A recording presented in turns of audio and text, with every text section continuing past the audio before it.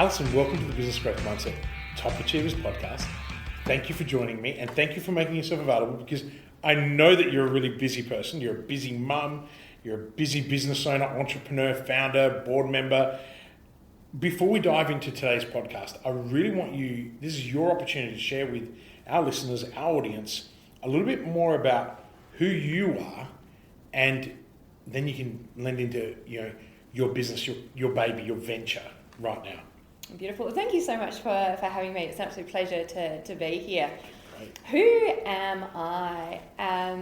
Gosh, it's such a complex question, isn't it? There's many sort of facets that make up who we are. You've introduced me as a mum. I'm a mum to two beautiful girls who are 8 and 11. I'm a partner. I am an entrepreneur, but I'd like to think of myself as maybe more of an accidental entrepreneur. It wasn't something I set out to achieve.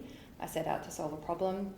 I'm a friend, I'm a daughter, and really probably summed up in being a life lover.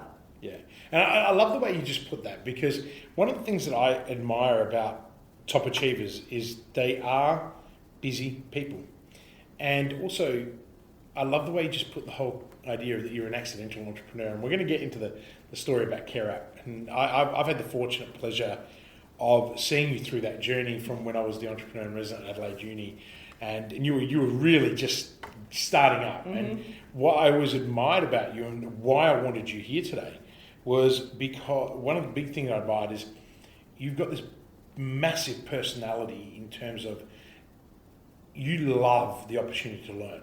That's the biggest thing that I've seen. I've seen you with, when you hang out with, say Michelle Perugini, and I think some way we all looked at Michelle as an inspiration. I certainly have.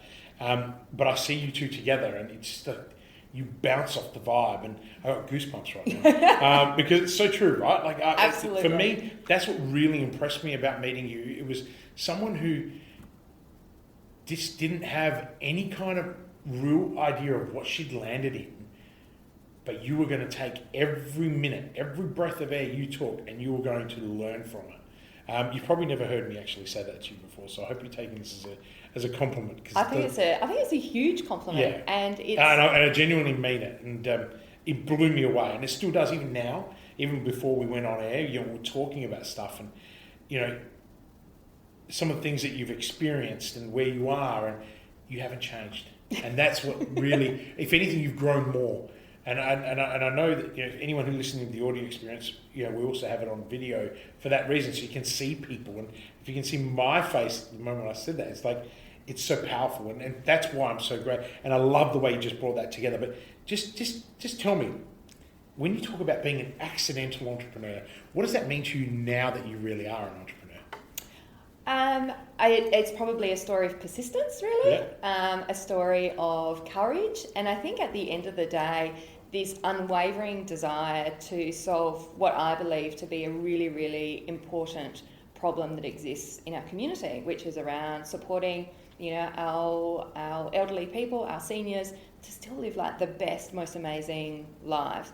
I mean, really, it's probably one of the biggest social and economic challenges that our generation has ever faced. So if I can be part of solving that problem, that would be unbelievable. So it was a beautiful accident, but yeah, it really, now that I'm, partway through the journey and very much still on that, amazing learning trajectory, which I don't think I'll ever get off. Yeah. I think it never ends. I think every day there's something new, and that's what gets me excited on a Monday morning. In fact, I've just done, our stand up with our team, and I said to the team, I'm just so excited for the week ahead. How many people in the team now? We've got 6 at the moment. Yeah. We got up to 10 through, natural attrition and being able to, scale some of our and systemize some of our parts. We're at 6.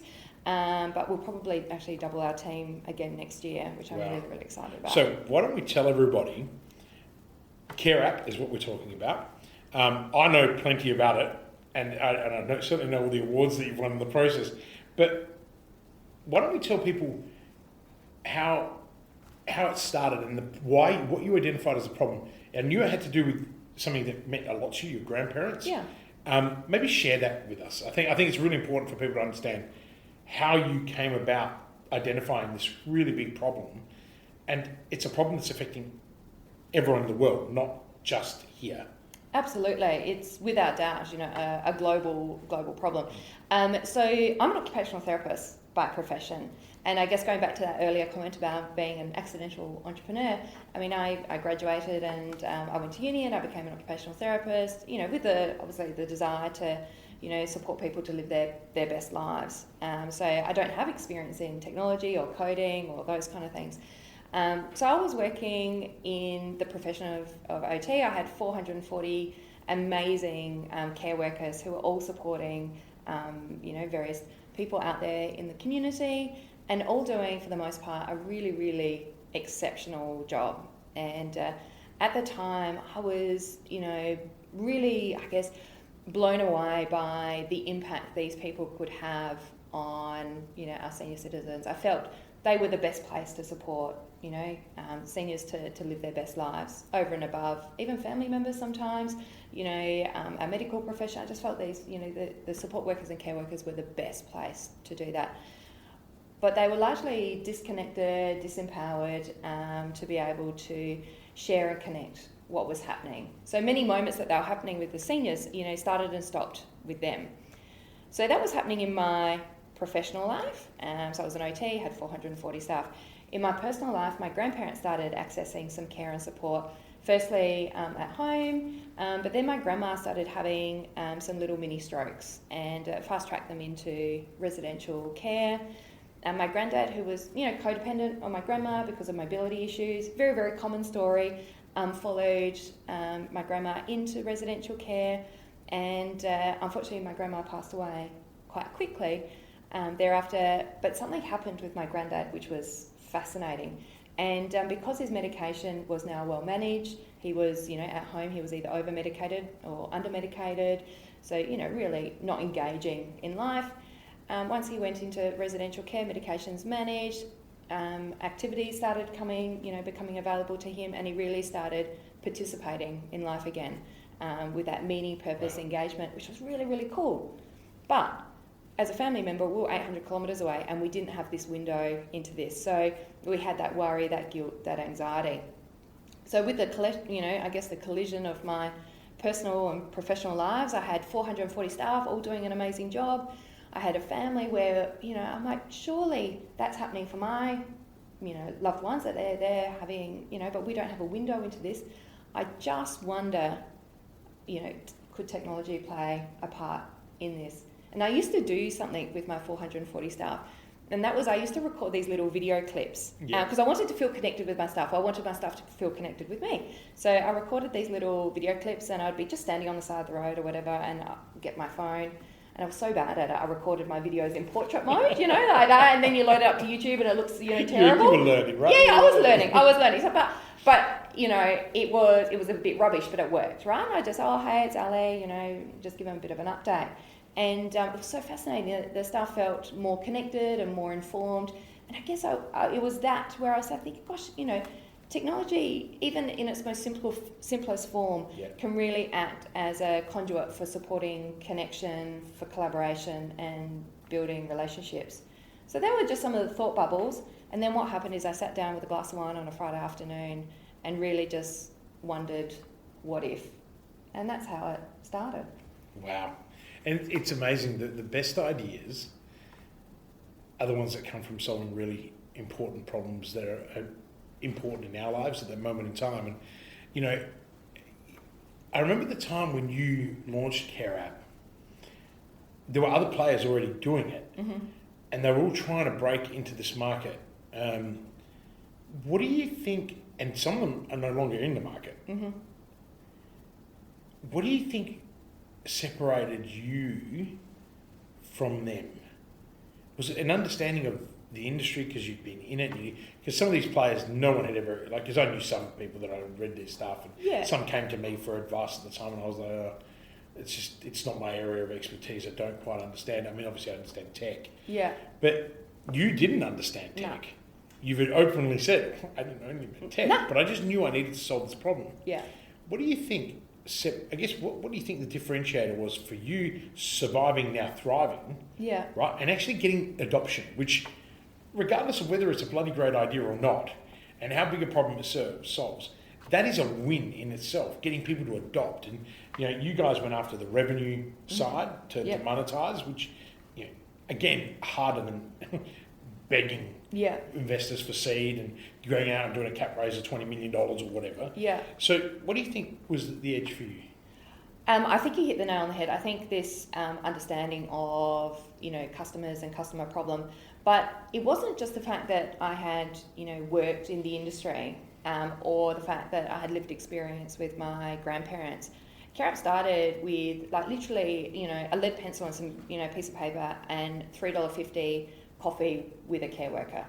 And I sat there with him, and in fact I've still got a relationship with Vince to this day. I'm catching up with him later this month to really understand what the experience is like for him, and we continue to do that every step of the way, even now with 35,000 people connected on CareApp now. How many? With 35,000. I was writing down to ask you. Yeah. That's amazing. It's pretty cool, isn't it? When you say it, thank you very much. When you say it like that. I remember when you were trying to get your first 1,000. Yeah. That's huge. Yeah. That was only 3 years ago, two and a half, 3 years ago. Yeah. So we have, that's actually really, really good. Well done. Thank you. Also, what it is there's just 35,000 people that are able now to have an experience with their loved one. And what I love, it does remove that anxiety. And I remember, look, my grandmother, when she got dementia, we couldn't care for her at home anymore, and she went, and it was really hard because obviously, dementia is really hard to deal with anyway. But it was the ability, and we lived here, so it wasn't hard like you were 800 kilometres away. But for us, it was that travelling to and fro. And I used to make it a thing every Sunday. We'd go in as a family to see her. And it would have been really nice to know what else was going on throughout the week. Yeah. And that's why I think this is a really big problem that needs to be solved. Not for all the reasons that people want to solve for. So I know that there's lots of people that, there was all those scandals around whether people were being looked after or not being looked after.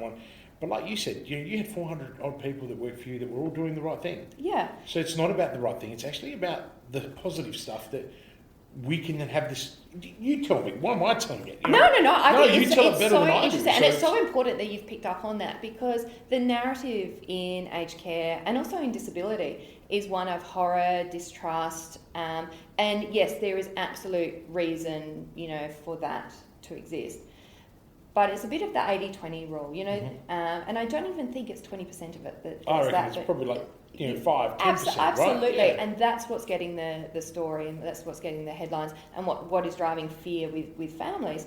But for the most part, beautiful care does exist, and it's a great privilege to be able to bring that to light, to be able to share that does exist. And it's really interesting, like being able to give care workers the tools to be able to showcase the beautiful work they do.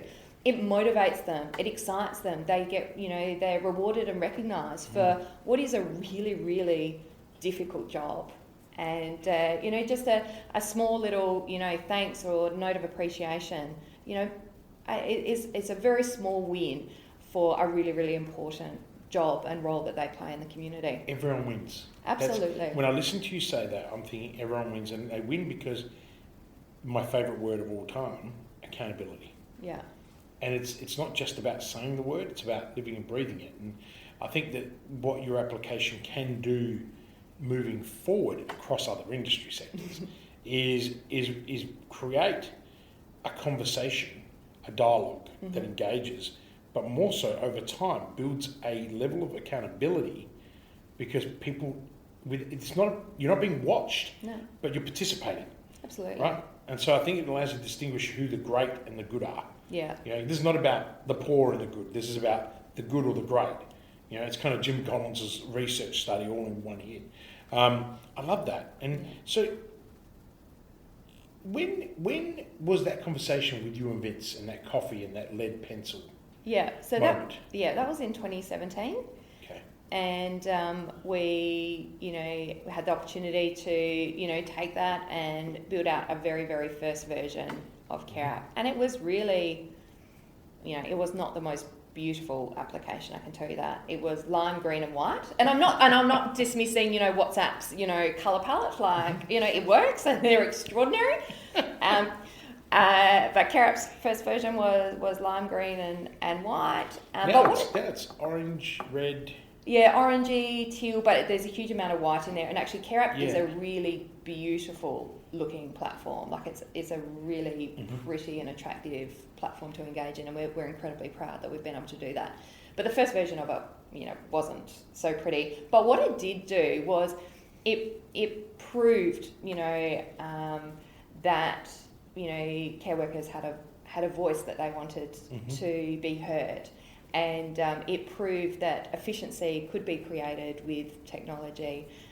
It demonstrated that, this was a legitimate problem to solve. And the other thing, and the most important thing that we got out of this, people are like water and they will follow a path of least resistance. And what happened was that they started using CareApp in unexpected ways. Okay. And that's where we really began to learn, some of this user behaviour and where else this platform can continue to add value. So initially, CareApp, was very much around, probably capturing more some of the observations that would, care workers would see. So the observations, right? Yeah. But everyone now knows CareApp for, sharing and capturing and sharing beautiful moments that happen in care. Great. And that was a learning that we had really, really early on, because our care workers were actually using CareApp not just to capture the observations of their visits and things like that, but actually to share and showcase the great work that they were doing. Which therefore then helped people engage with their loved ones because they were actually able to see what was going on. Absolutely. Like you spoke about dementia before, and dementia is a really personal part of our lives. We have a family member with really significant dementia, so it's a very personal experience for us.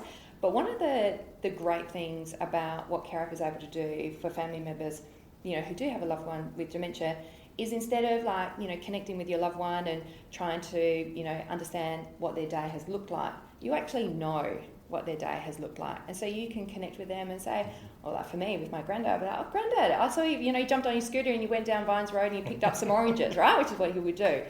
A bit random, but he would do that, and you'd be able to connect scooter, that. Yeah. Are you talking about the scooter that he sits in, or the scooter that you can hire and swap your phone and wear a helmet? Oh my God, now that is a visual and a half, isn't it? See my granddad on one of those scooters? I would love to have seen that. I thought you said screwed up their hand. If he's like you, and we might get into a skateboard conversation later. I just had this, because obviously we're talking about skateboarding. I'm like, hang on a minute, granddad on the scooter? Yeah. So you mean the scooter sitting down, hyper supercharged at like 40k an hour, right? Yeah, okay, cool. yeah. That makes me feel a little bit safer. Yeah, yeah. So no, on the typical, grandparent scooter, not on the one we whiz around in the city. In the CBD. Yeah, but that is cool. I wish you had done that. Maybe you should. You have that as a moment to speak to the carer and go, can you just get him on one of these things, and then it'd be a really cool video. It would be. It'd probably go crazy on YouTube too. And I'm sure your children would find it. I would be sharing it on our socials. Look at this, This is what living your best life, even though you're 80.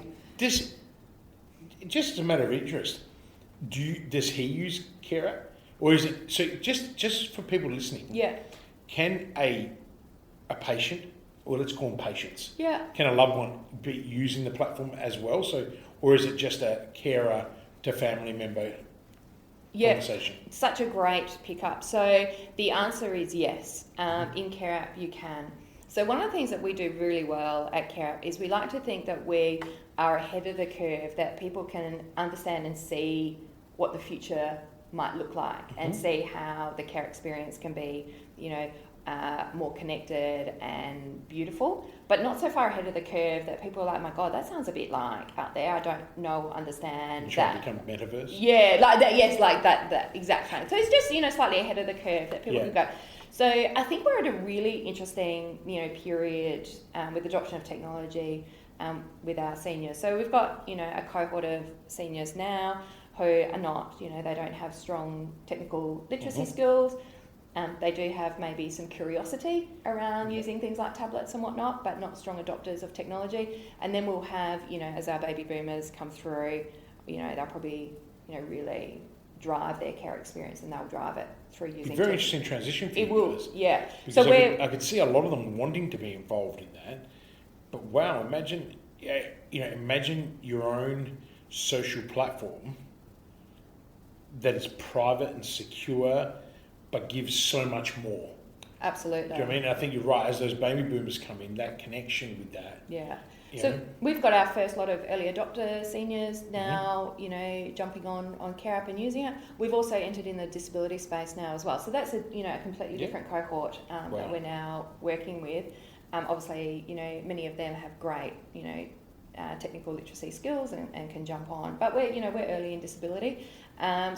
We have some senior citizens that will jump on and use CareApp, but it is an emerging and developing part, but it will become a major focus moving forward. The reason why I asked that question is that I really wanted our listeners to see, by listening to you, about how passionate you have to be about that learning curve.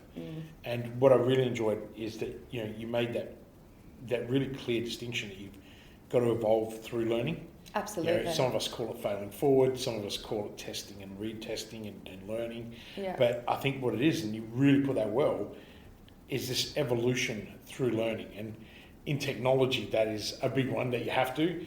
And also what I love is that you're not set in just your own way, and I think that's what makes this such a beautiful, unique business, is that you're able to evolve. But I think that's a very good description of you. Do you know what I mean? It's kind of, you've thrown yourself at this, and I guess I've had the opportunity to know that you get counsel from as many people as you can to help you get to where you are now, but now you're listening to the users. Yeah. And so many people fail to listen to their users, and you sit there and go, hang on a second, you're filling a need, you're solving a problem, but you're not listening to the people that are using it. Yeah. Explain that one to me. And people look at me and they're like, that's a good point. And I'm like, no, but just explain that to me.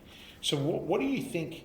I mean, you built it for the people. Yeah. It's so obvious from how you just described self at the beginning. What value do you believe your business is adding to the world then? If you were to try and encapsulate that into a phrase or a word, what would that be? My gosh. What value? I think, we're respectfully challenging the status quo on what the care experience should be. We talk very much about beautiful care at CareApp. And I think historically, care has been, transactional, and it's been highly medicalised. So if we think about what care services are, provision of meds, transportation, personal care, so having a shower, putting some food in a person's, freezer, all of those, all very, very important basic human needs. That's what I like how you phrase that. Yeah. So, but they're transactional, and I feel like that gets someone to the starting line, right? That gets someone to the starting line of their day. So if we're now showered and we've, our hygiene's all in, good nick, and we've taken our meds and we've had a bit of breakfast, what's next? Like, why are we doing all of those things? And I guess that centres around what we really believe, which is this notion of living beautiful lives, beautiful care. And that's around meaning, purpose, engagement, doing cool stuff, putting a smile on your face, having a laugh.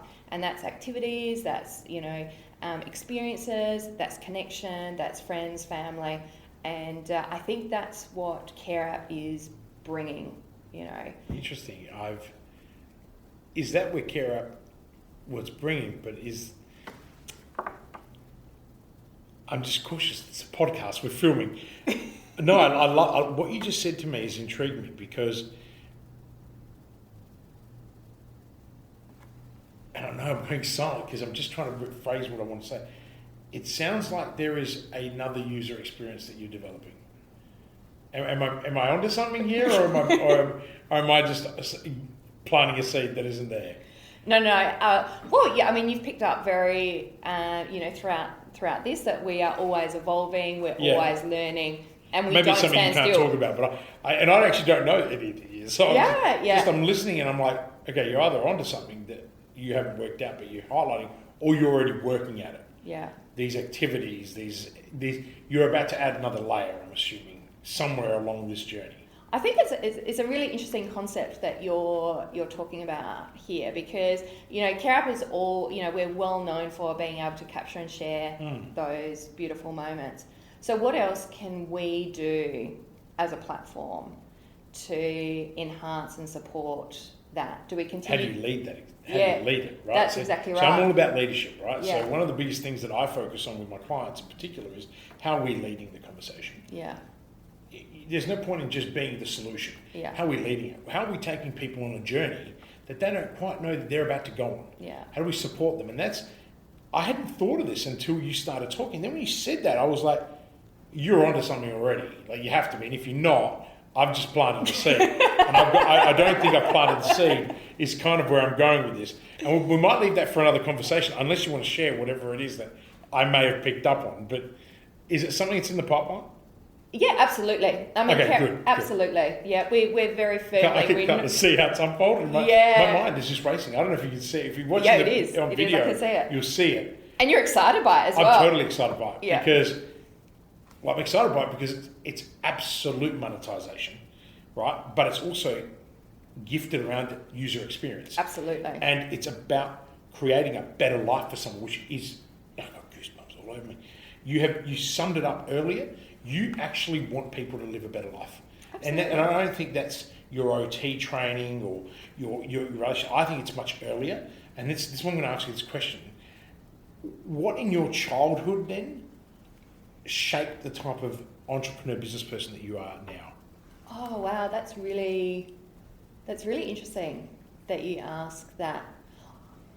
I reckon I may have had some of the innate qualities of what people perceive entrepreneurs to have. I think they show themselves quite early on as a child. I think the thirst for learning, the idea to unpack and understand, to not accept that things always have to be the way they are, that maybe there is something more or better or different, or curiosity was right there.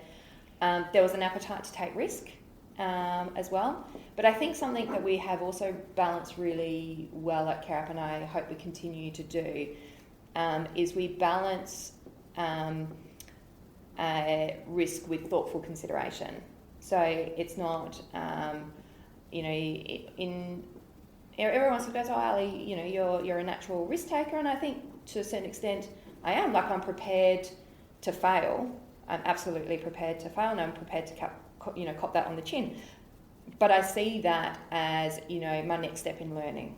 My next step, you don't, get great steps in learning by being successful all the time. You have to be prepared to test and trial new things, right?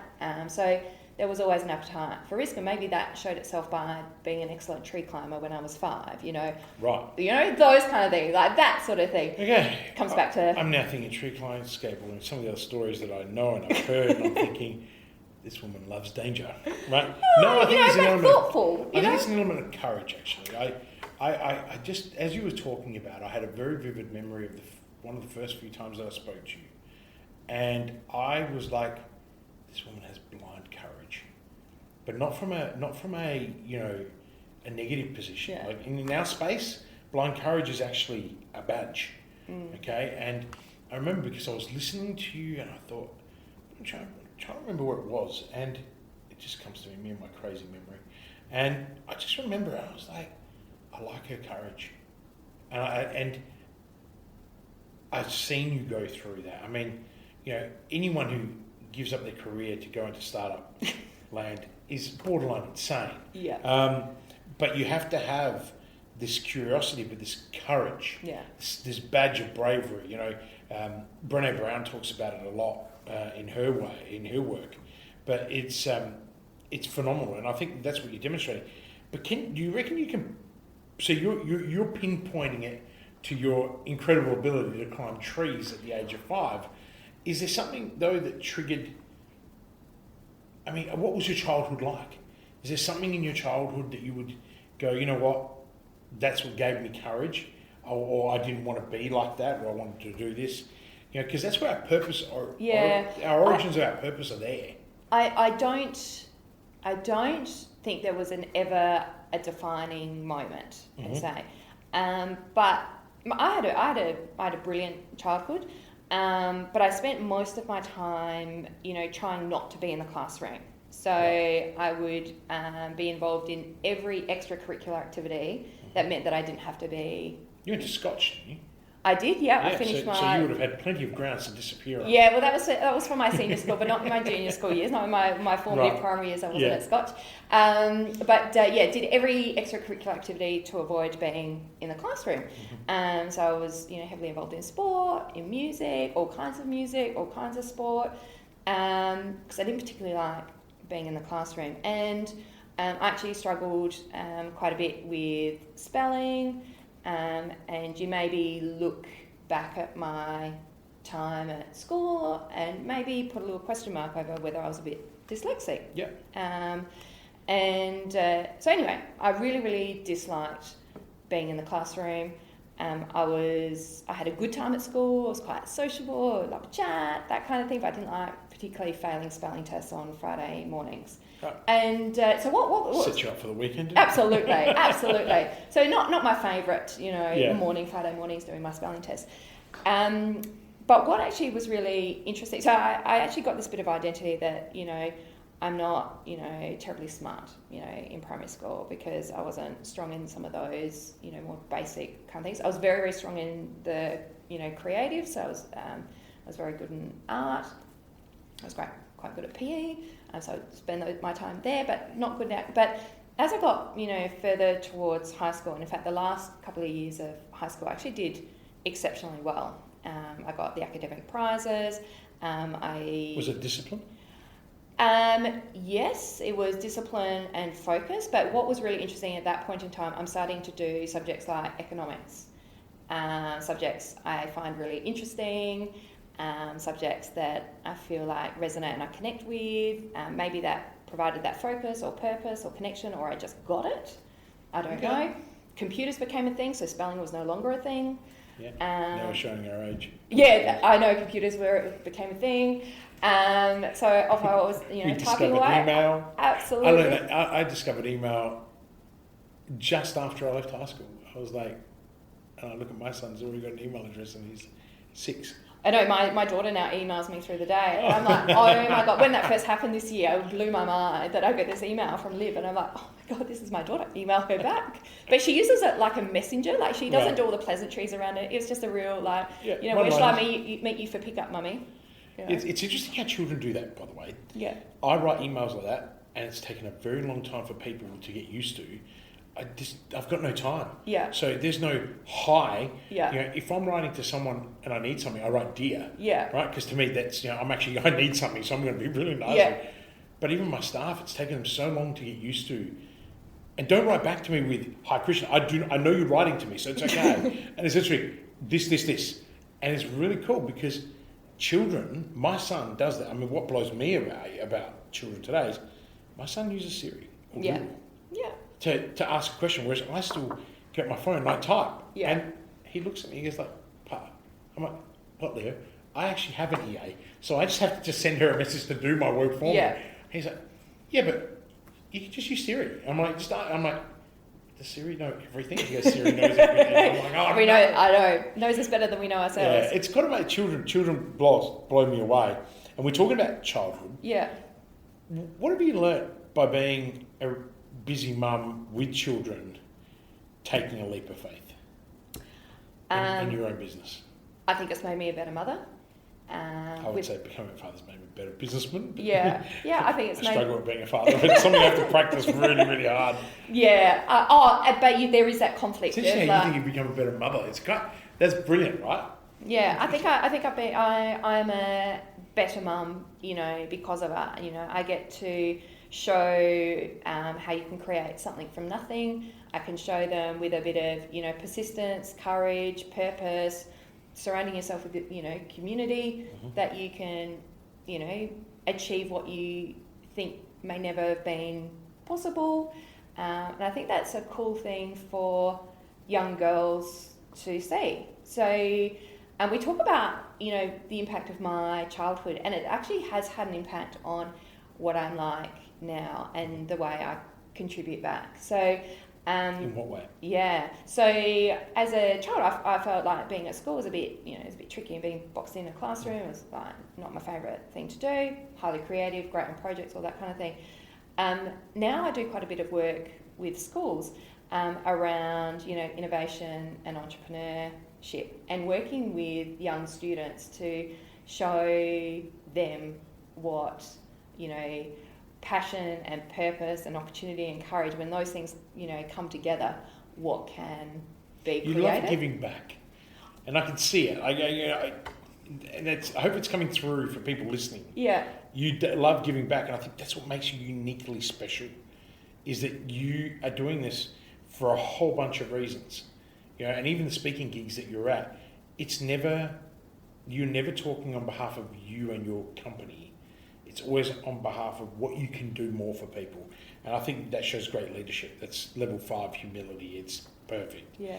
What's really interesting, but, I was very, very fortunate that as I started out with CareApp, I did have a beautiful community around me. And at one point, because, I'm a solo founder, brought CareApp to life, seemingly on my own. But that's actually not the case. And one day I was sitting down and I was trying to create a PowerPoint presentation, and one of the PowerPoint slides was actually going to be the face of everyone who had contributed, made a meaningful contribution to helping me elevate my vision for CareApp.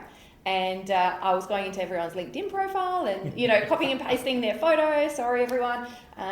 And it just got to the point of ridiculousness that it was actually an unmanageable That's task. really special, because what you're saying is there were so many people that contributed to your learning, which is absolutely amazing. And I feel that if there is a way that I can do that for others, that's a wonderful thing to be able to do. And the best bit, best bit about it is you never walk away from those conversations, without taking something really interesting or learning something more, or being challenged, or have a new idea. So there's a really big lesson here that you haven't addressed because you were involved in it.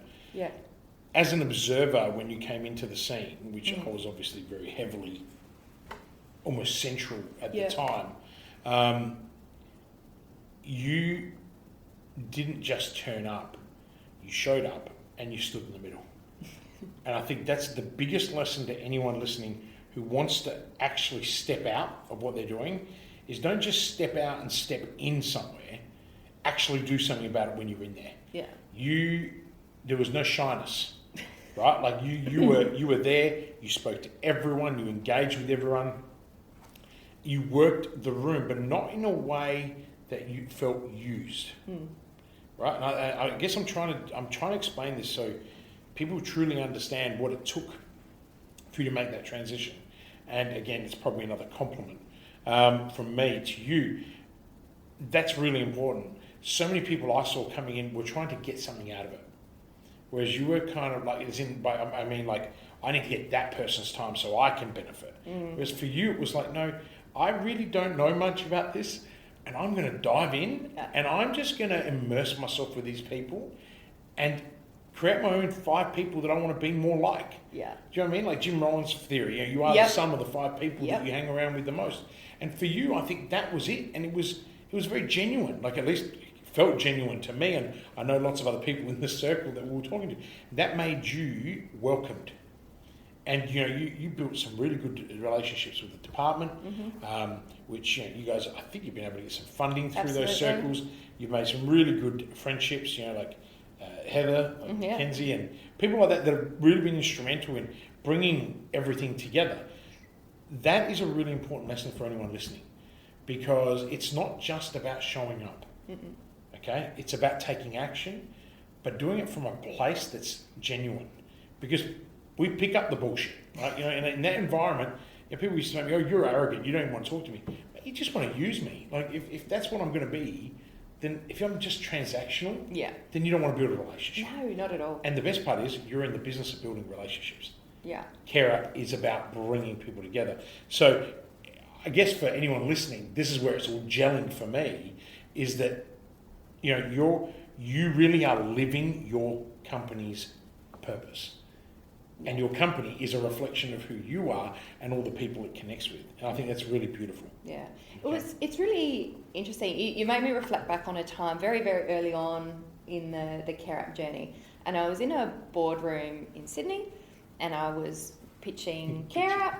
Yeah. I'm very, very early on. How many of those pitches have we done? Oh, I haven't pitched for a while now. Yeah. I'm actually really looking forward to doing it again. I kind of miss it. But I haven't done it for a while, but it was one of my very, very early pitches. Really, really well received. Except I got this really odd bit of feedback. And the bit of feedback was, Ali, that's fabulous. But you seem a little bit too empathetic. And I'm like, oh, and I said, okay, that's really interesting. I said, I take that as a compliment that I really, really care about our potential users and customers. But can you unpack that a little bit more and how you see that as a concern? And they were like, we're just wondering if that, get in the way of commercialising or monetising your product. Gotta love investors. Yeah. And I was like, wow, that's really an interesting observation. Maybe not the right investor. Correct. And also, I feel so strongly that if we do really care for our users and our customers, and we are, working towards always providing great value and an exceptional experience, value is rewarded, and it's rewarded through payment. Ultimately in the day, and we proved that last year after we, went to great lengths to, ride the challenges with the industry. We're right there in the trenches with them, and ultimately we were rewarded with that. Amazing. With payment. But yeah, it was so interesting. I think it's an interesting concept to be like, gosh, empathy considered maybe a weakness, where in my view it's a great strength. Hence why I immediately said wrong investor. Yeah.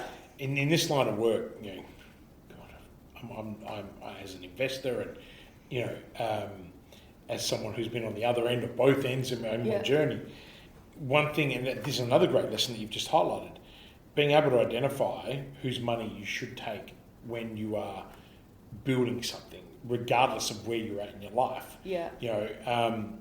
Is really, really important. And also, investors need to be aligned with your values. By their standards, it's probably really good advice, but it also got you thinking. Yeah. That's also the other part of that. And so I think that, that in particular investor made a good point. And for you, you've been able to reflect back on that and go, no, we're going to stick to our values and this is what we're going to do. But I'm going to take that on board. Because, yes, if you're too heavily invested, you may not be coachable. And therefore, if people are looking for a 20x return for their dollar, well, then that may be a challenge. And I think it also comes down to the people that invest. I mean, I'm a terrible investor sometimes because I invest in the people. Yeah.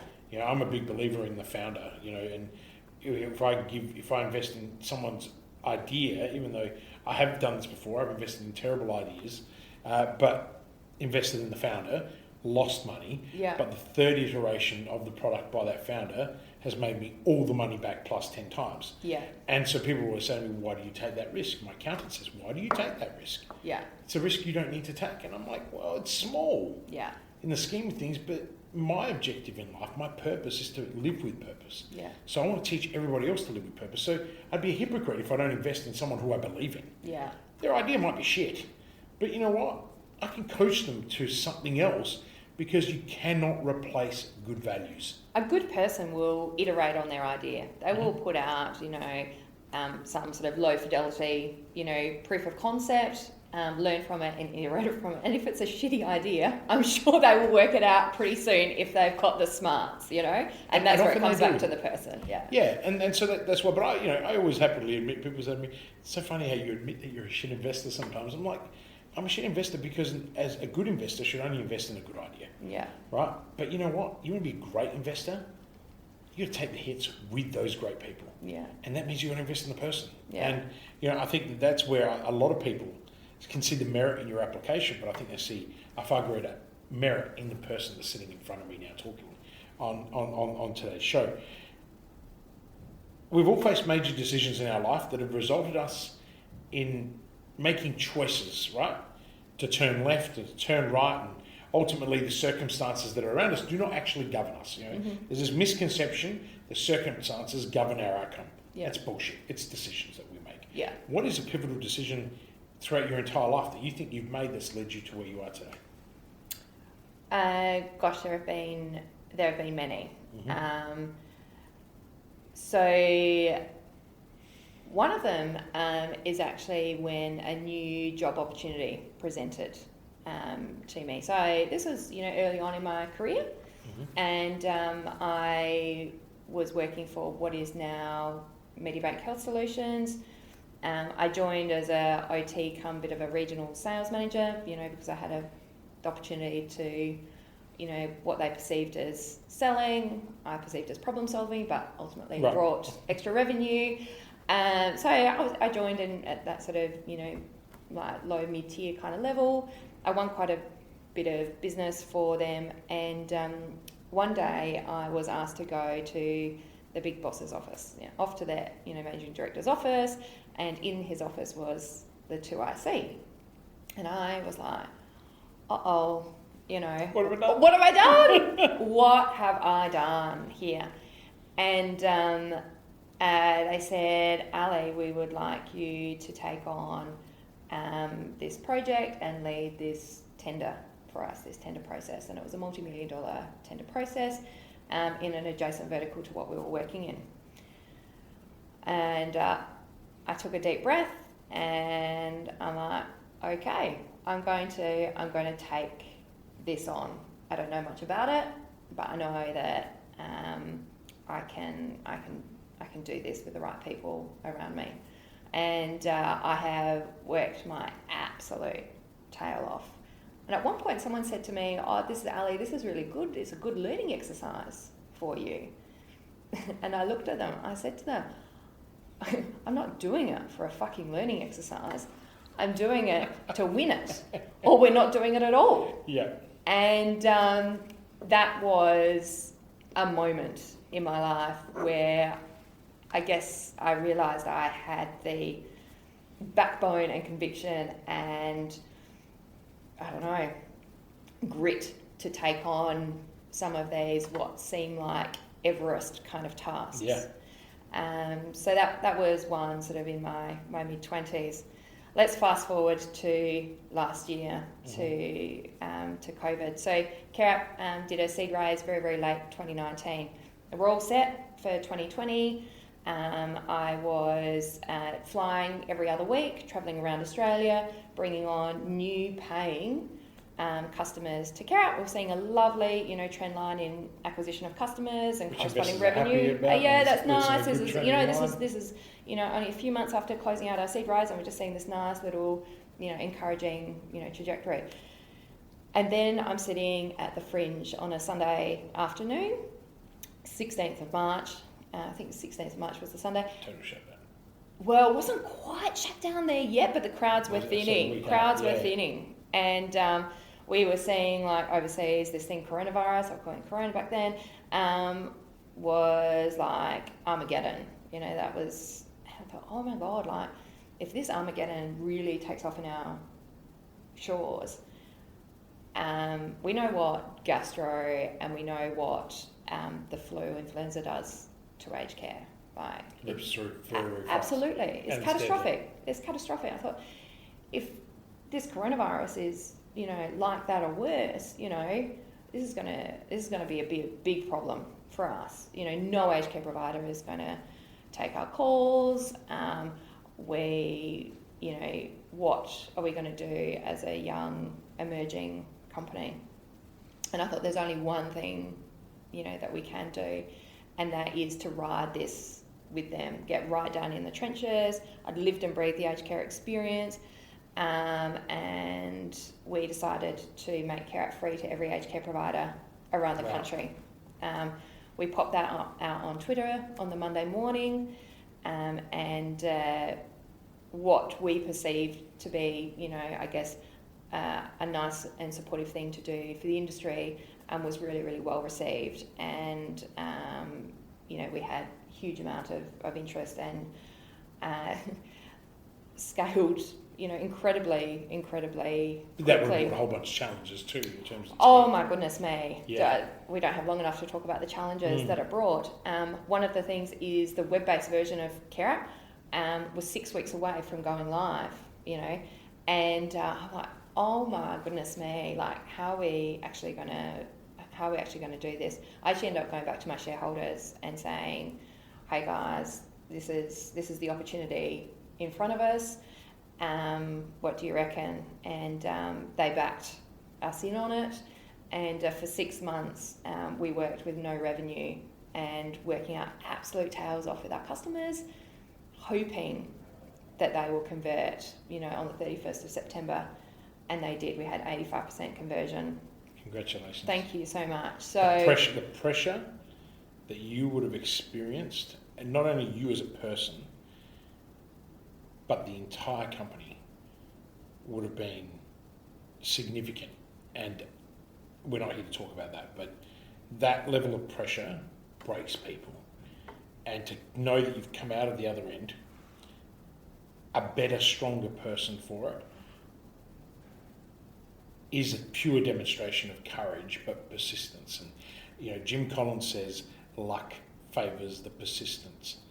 And that is what's happened, right? So you made a really brave decision. You obviously got very smart shareholders who have been able to go, you know what, we can do this. And now you're going to reap the rewards of that transition. Business is not all flowers and rainbows. And that's what we've already touched on. But is there a particular failure experience along your journey that has resulted in success today? I mean, there's probably been many, but is there one that stands out? A success that has... So a failure experience that has resulted in success later, something that you've learned. Okay, this is not about technology. Mm-hmm. This will be about bringing, CareApp to life. So I participated in a hyper accelerator. By hyper accelerator, it was a 2-day hyper accelerator, like crazy. Total immersion. Yep, total immersion. And I had, I think it was 9 mentors, many from the US come, 9 different opinions, all sorts of things. So it was a really, really intense couple of days. So at the start, we were invited to pitch. I pitched very strongly, and the feedback was really, really good. Then I went through these 9 mentors, and at the end, we had to pitch again. This is to the live audience? This is not that one. This is before then. Oh, is that before then? Yeah, okay, wow. before then. Yeah. And I'll get to the one that the conduit one, which you're talking about, because that was a. I think this that was the learning. I think it was a huge step for you guys, the Conduit Accelerator. Oh, it was the unbelievable. Rocky Ventures one day. Yeah. I saw you guys go from, are they going to make it, to, oh shit, they're going to make it. That was in the room at that pitch. Yeah. Yeah, so this was... Because I was in the investment room afterwards and we were talking about it. Oh, really? Yeah, so this one that I'm speaking about was how long before? Maybe about 9 months before. Okay. So 8 months so before. Early. Really, really early days. Anyway, I got up and I went to pitch, and I got like the first maybe sentence and a half out. I froze and I ran off. Really? Yeah, I know. It's on camera somewhere. What was the trigger? The trigger was that I didn't back myself in on this one. So I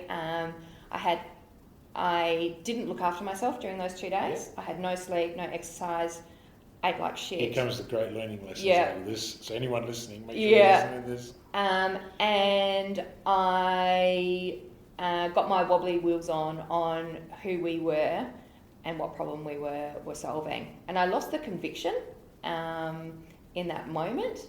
And because I'd lost, I guess, my North Star, my sense of purpose, I couldn't pitch with confidence. And I just... How'd you get it back? How did you recover from it? Because that's... Some people don't recover from it. Yeah, I did. Well, I threw out the top that I was wearing. That was one thing. That's gone. I love how you associate it. That top is gone. Yeah, that top's gone. That went in the bin. So that was one thing. And the other was I actually got some advice. I met with someone who I'd met earlier in the ecosystem, Sharon Farrier. Yeah. You know Sharon Sharon? was one of the mentors in my Think Lab program. Yeah. So caught up with Sharon. She's great. Yeah. She's a pitching master. Yeah. And Sharon explained what happened, and she unpacked it with me, and it was really good to just verbalise and dissect this moment, because it wasn't something that would be expected of me, that that's how I'd react in a pitching moment. The other thing was nerves, but I think the nerves really got the better of me because of this loss of purpose. But I think also you were immersed in 2 whole days, which, by the way, I believe in immersive learning, but not in immersive destruction. Like having owned several tech companies that, back in the day we used to live on protein powder and, anything you could consume there and then, Red Bull. Now, the advice that I give people is please don't do that. Yeah. Like, go home, get some sleep, get some rest, get into it. And if we're going to try and do some bullshit hackathon, right, within a couple of days, then that's not really, that's just exploitation. Yeah. Right? And I think you've got to be really careful about that, because anyone listening is probably thinking, God, Christian's grown up. It's not about a sprint. Yeah. I've been a sprinter my whole life. Yeah. I used to run a 90-day sprint program, and now I call it the 90-day marathon. Yeah. Because 90 days is a long time. Absolutely. It's a long time to start at. But it's kind of like you can't sprint for 90 days. No. It's just not. It's not. And especially someone, like I really have an admiration for women who are mums, who are wives, who are partners, who are, and then go off and do this stuff. I mean, I'm very fortunate and blessed, as everybody knows. 85% of my customer base is female. Yeah. And I love working with them because they have getting someone to have a sense of deep purpose is so much easier when they're under so much pressure. That mental load is just full on. And I think for you, what you've been able to do is build an incredible amount of resilience from your failure experience. And it's made you better, stronger, more determined. I wrote down determination. Would that be correct in saying that is the grit you've developed from that experience is why you are where you are now? Absolutely. And I'm excited about pitching, by the way, because that's what you're like, I miss pitching. Yeah, I know, I said that earlier, yeah. So I had that, really quite horrendous moment, which really shook my sense of self and confidence, because, something that I thought that I was quite good in was talking and verbalising, telling the story. And I completely failed in that moment. And you just referenced the conduit hyperaccelerator that I was involved in. That was such a cool experience. How cool is that? Oh, she's amazing. She's absolutely awesome. Amazing. So that was a 5-day hyperaccelerator.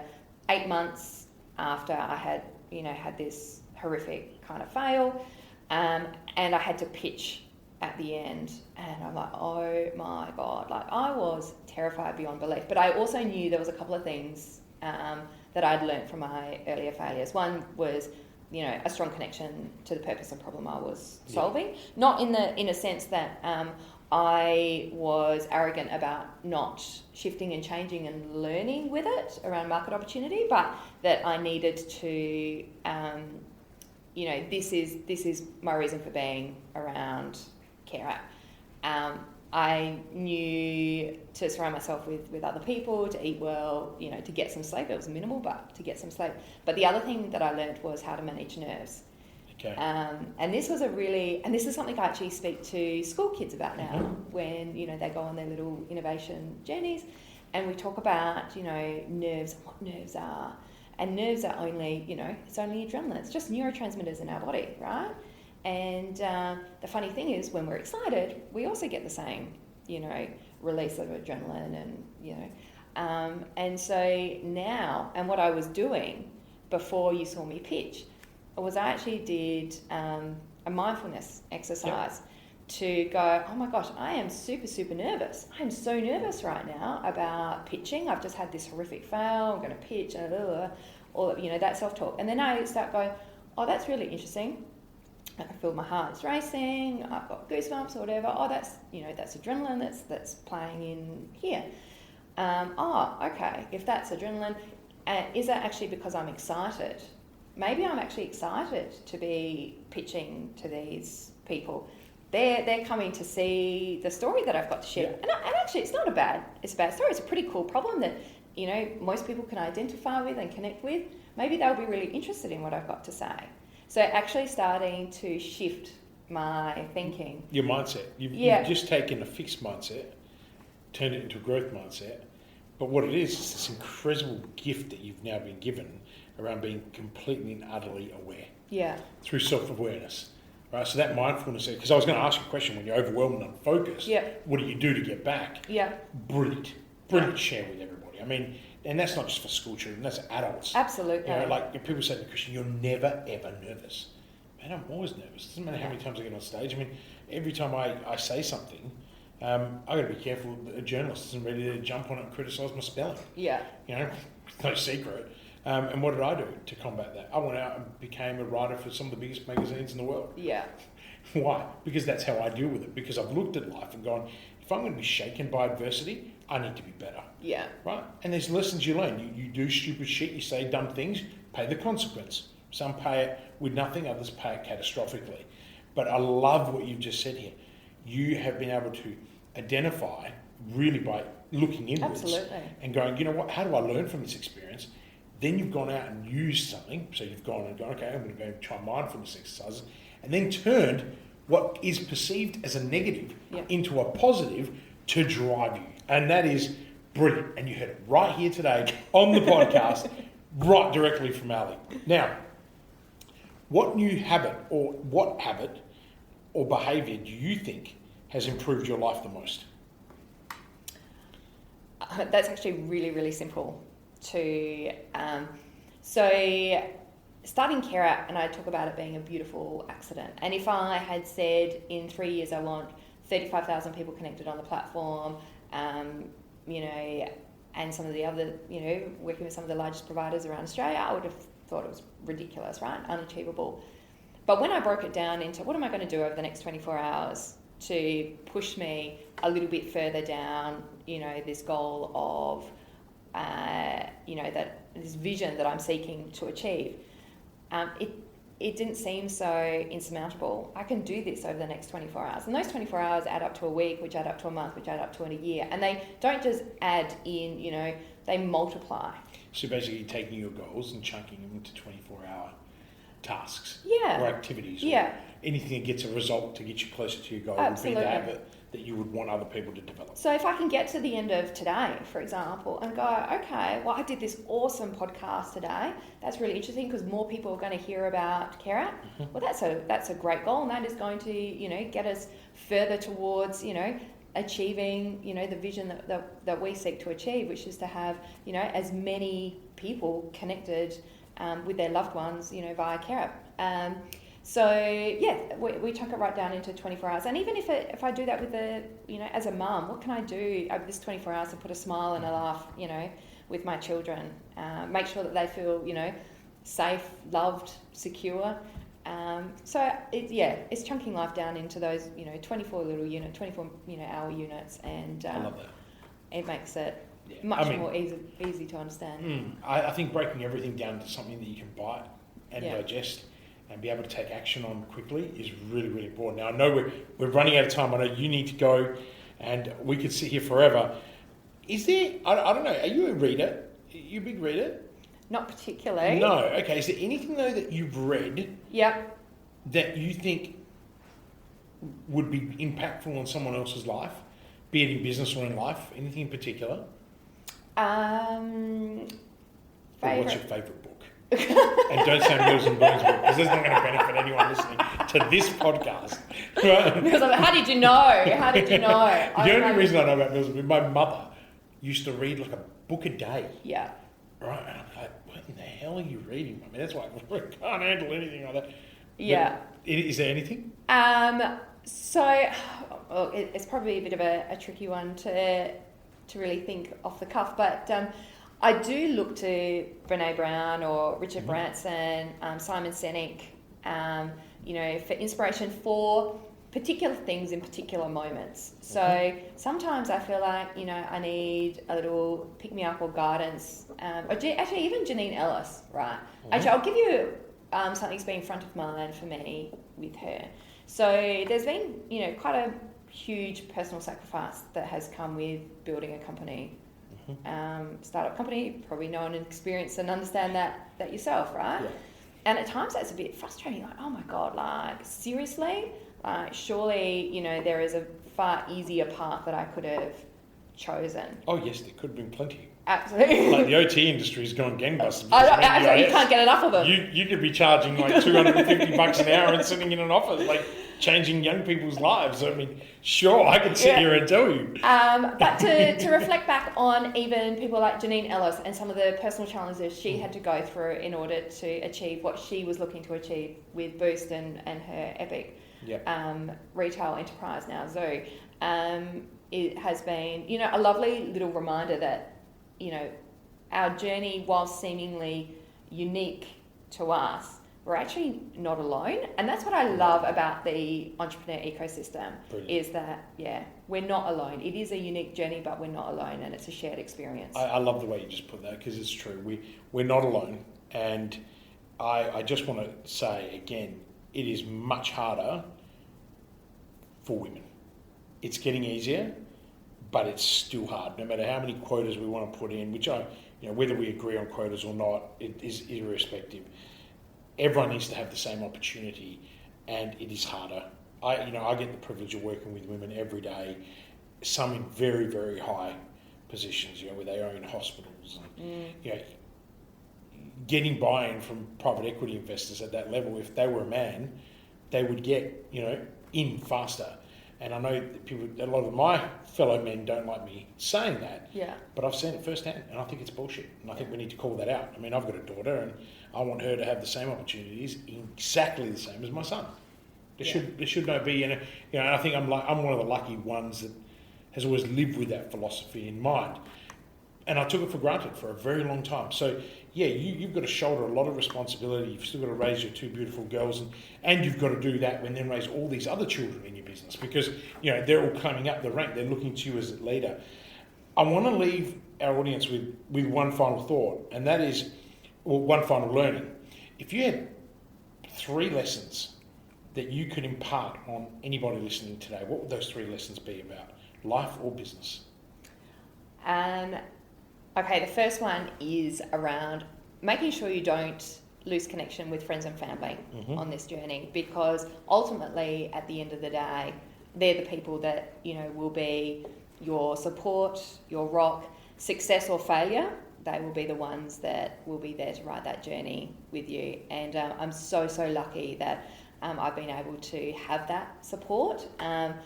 Both people who I knew before I started on the journey, but now this amazing group of people that I continue to ride that journey with, a new bunch of friends and... The tribe. Absolutely. And entrepreneur family. So that would be one. The second is around that 24-hour piece. That's a really powerful piece for me, being able to shift the dial, however big or small, over the next 24 hours to get you closer to where you would like to be. And the last one is sleep. Like, sleep cannot be... Underrated. I know.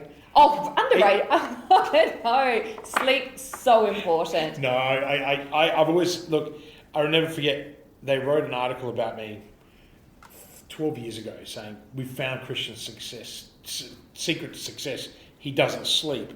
And I've always been a 5.5 hour sleeper. Yeah.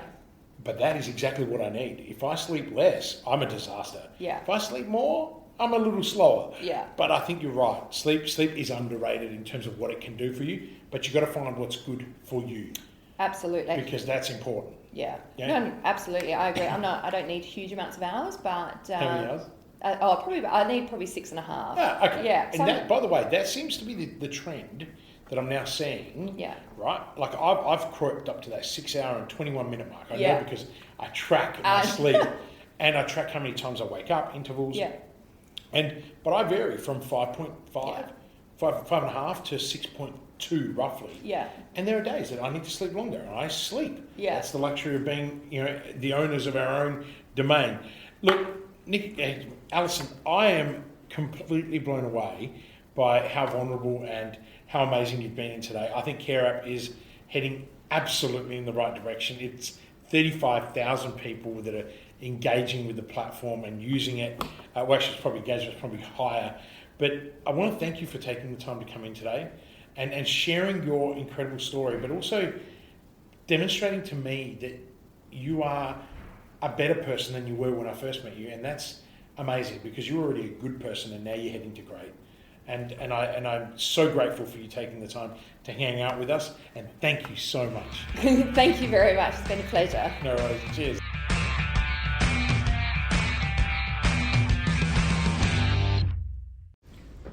Are you ready to start taking action on your business? Would you like to spend more time with your family? Then call 1300 643 229 and start building momentum right now.